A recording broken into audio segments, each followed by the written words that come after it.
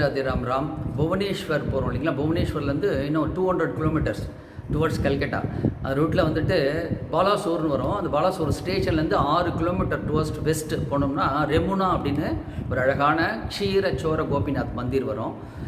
ஒரு முறை மாதவேந்திரபுரி அவர் வந்து பிருந்தாவனத்தில் கோவிந்த்ஜி சுவாமிக்கு பார்த்துன்னு பூஜை பண்ணிட்டு இருந்தார் இல்லைங்களா? அவர் யார் அப்படின்னுட்டா சைத்தன்ய மகாபுருடைய குரு ஈஸ்வரபுரியோடைய குரு. அவர் வந்துட்டு சுவாமிக்கு வந்துட்டு இந்த வெயில் காலத்தில் ரொம்ப சூட்டுனால ரொம்ப வெக்கையாக இருக்குன்னு சந்தனம் பூசுறதுக்காக ஒரிசாவில் நல்ல சந்தனங்கள் கிடைக்கிறதுனால அவர் சந்தனத்தை கலெக்ட் பண்ணுறதுக்காக அவர் வராரு. வர்ற வழியில் அந்த கோபிநாதன் மந்திருக்கு அவர் போகிறாரு. அந்த கோயிலில் வந்துட்டு ரபடி அப்படிங்கிற பிரசாதம் ரொம்ப பிரமாதமாக இருக்கும், அவ்வளோ டேஸ்ட்டாக இருக்கும். மட்காலை தருவாங்க. அந்த பிரசாதத்தை வாங்கி சாப்பிட்டு பார்த்து அதை பற்றி கேள்விப்பட்டு நம்மளும் நம்ம சுவாமிக்கு அதை ட்ரை பண்ணலாம் அப்படின்னு அவர் நினைப்பார். ஆனால் அவருக்கு அந்த பிரசாதம் கிடைக்கல. அன்றைக்கி நைட்டு அவர் போய் படுத்துடுறாரு. அந்த கோபிநாதன் வந்து கோவில் பண்டிதர்கிட்ட கனவுல போயிட்டு சொல்கிறான், அந்த யாத்திரிகர் வந்திருக்காரு, அவருக்கு இந்த பிரசாதத்தை செஞ்சு கொடுங்கன்னு சொன்னபாரு.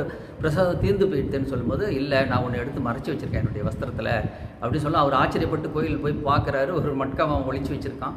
அதை எடுத்து போய் அவர் கொடுக்குற. அவர் ரொம்ப சந்தோஷப்பட்டு அதை எடுத்துக்கொண்டார்னு பார்க்குறோம். அப்பேற்பட்ட சுவாமி அவருக்கு அந்த ஷீர் அப்படின்னா பாயசம்னு சொல்கிறாங்க, அது ரபடின்னு அந்த லோக்கலில் சொல்கிறாங்க. அதை அவருக்காக அவர் திருடி வச்சுருந்ததுனால அந்த சுவாமிக்கு பேரே க்ஷீரச்சோர கோபிநாத் அப்படின்னு ஆயிடுது. அந்த மாதவேந்திரபுரி மகாராஜோடைய சமாதி மந்திர் அங்கே இருக்குது.